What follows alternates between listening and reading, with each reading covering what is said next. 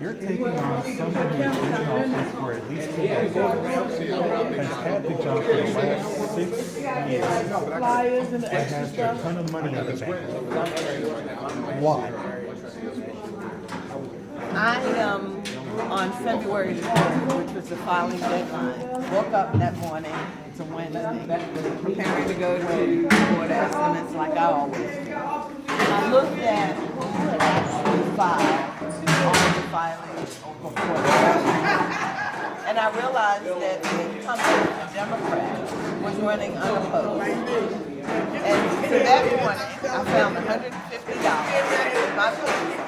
And I went down to the Board of Elections and I put $150 on the counter and I said, it is un-American for an incumbent in this city, as dramatic, downtrodden as it is, to think that they could run unopposed.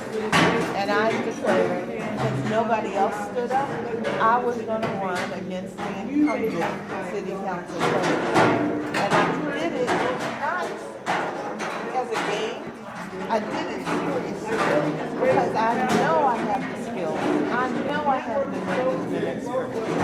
I know I have the talent to bring my passion to this job to make this city better. That's all I do every day.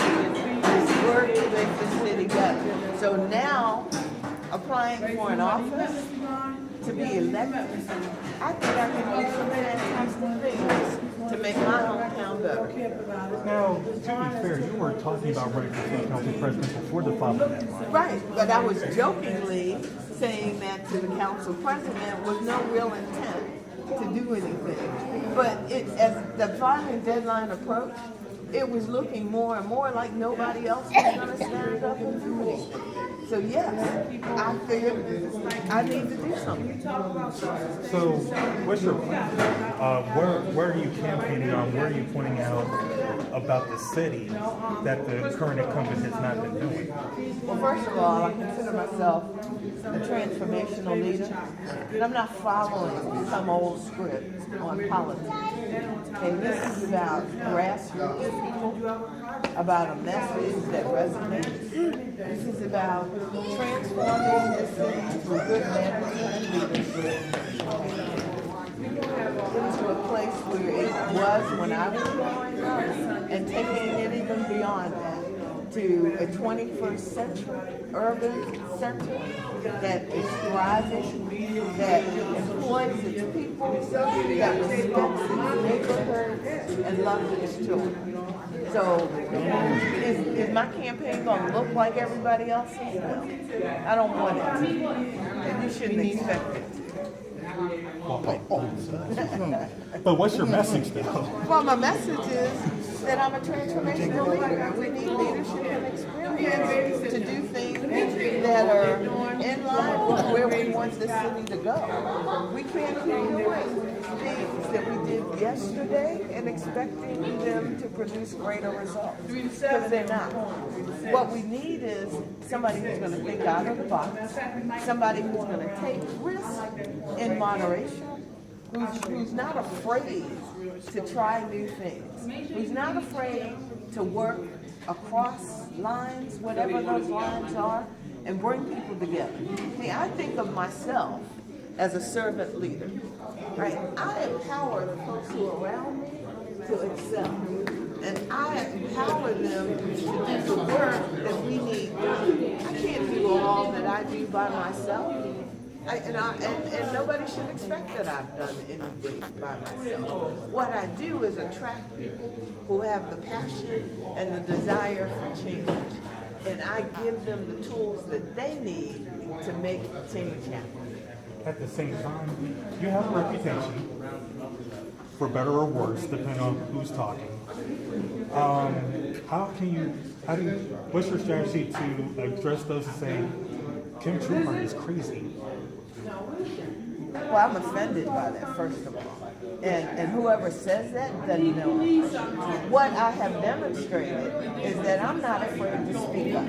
So I'm speaking up and speaking truth to power makes me crazy. That's insane. that connotation about me and my character is absolutely offensive. And if anybody says it to my face, then we need to sit down and have a conversation about that.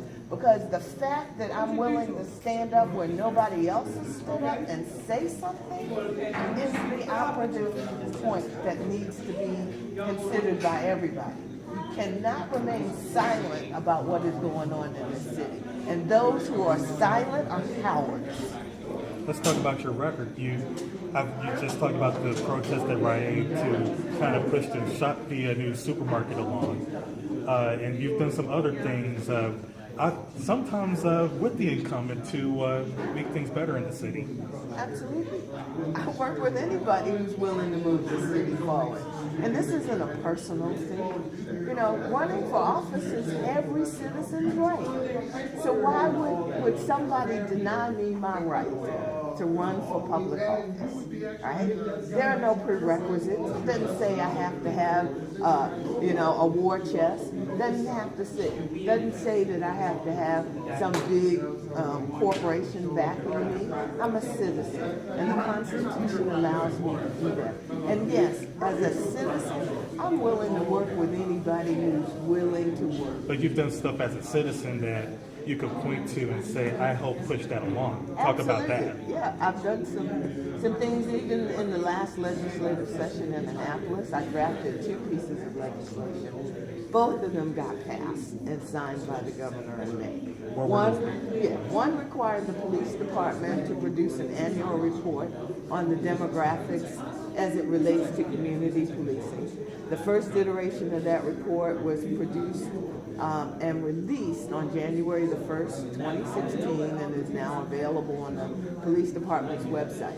It is where we found out that they have 2,640 some sworn officers, and only 560 of those officers are African American. That report validates that they haven't been fully transparent, right? We also know that they don't do a lot of recruiting in African American communities at our high schools, and they'd rather go recruiting outside the state to recruit new officers.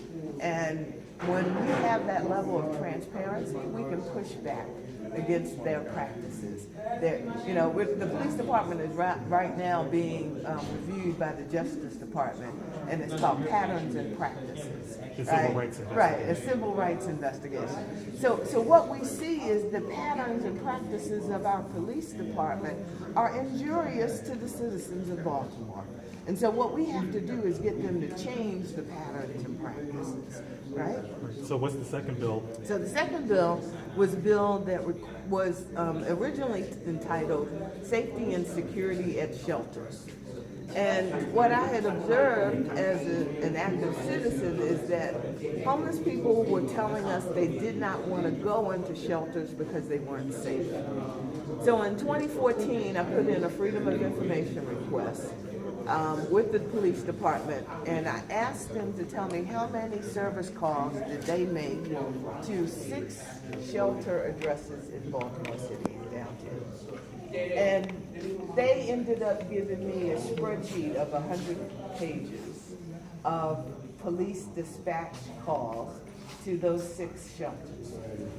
The main shelter funded by the city, now called the Weinberg Resource Center, had 1,100 calls in the year, in the calendar year 13. 1,100 police calls dispatched. That means over 3 times a day, the police were going to that shelter for some reason or another. And if you look at the spreadsheet, the reasons for their dispatch is aggravated assault, battery, robbery, theft. The gamut of violent person-on-person crimes was occurring and requires them to show up. So when the homeless people tell us that they don't feel safe going to shelter, I now had data. So I drafted a piece of legislation that required the state to look around at best practices for shelters across the country and look at the safety and security aspect of our state shelters in every jurisdiction and make recommendations for improving the safety and security. Different bills to Indianapolis.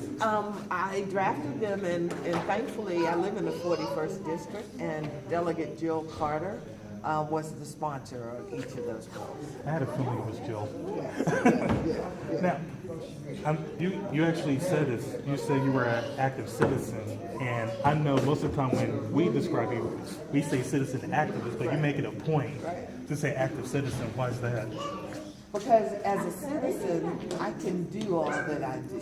You know, as a citizen, I can attend city council hearings. As a citizen, I can attend board meetings at BDC, at the school board, at the finance board. As a citizen, anybody can do what I'm doing. And I've been trying to demonstrate to other citizens that they can do this as well. They can show up where nobody expects you to show up. And my level of engagement is such that I not only show up in person, but I also write letters, protest things in writing. I even try, in some instances, to amend legislation that's being proposed that is bad, that needs to be tweaked here and there. As a citizen, we all can do that. And so I much prefer that you call me an active citizen. Now, some things will change if you get elected, I'll still be an active citizen. but you'll be an active citizen with power. Absolutely. And won't that be fantastic? Can you imagine somebody who does what I do with no authoritative power, but just the act of a citizen doing what I do will now become a functioning elected member of our government who will take activism, if that's what you want to call it, to a whole new level. Because I will be an active city council president, just as I am an active citizen. Now, you've been campaigning, but you have not exactly had a chance to sit at a forum with the incumbent, Jack Young. In fact, it's been reported that he doesn't want to debate you or even participate in a forum. Why do you think that is, or what did you do to scare him off? You know, I looked at his schedule. Actually, let me back that up. How do you feel about that? Well, that's one of the reasons I ran for office. I ran because the incumbent needed a challenger. And we can't let the status quo go on because we see the results. And so when an incumbent feels so comfortable that they choose not to engage with the citizens, this is a campaign season. And it was set up just for this, to give candidates for office an opportunity to engage with the voters. But he doesn't want to engage with you. No, he doesn't want to engage with the voters because engaging with me requires him to engage with the voters. And so he is dissing the voters of Baltimore City because where I am is where the voters are, right? I'm not showing up in a hall by myself. I'm showing up in a hall where there are voters who have questions about my candidacy. And they also have questions about his candidacy, but he has chosen not to engage with them. That's a fact. That's not just my opinion. So because he's not engaging with you, he's also not engaging with the voters? Absolutely he's not. Right. That's when the voters have made these forums the place where they want to engage with us. Right? And if you choose consciously not to attend those, then you're choosing consciously not to meet the voters where they are.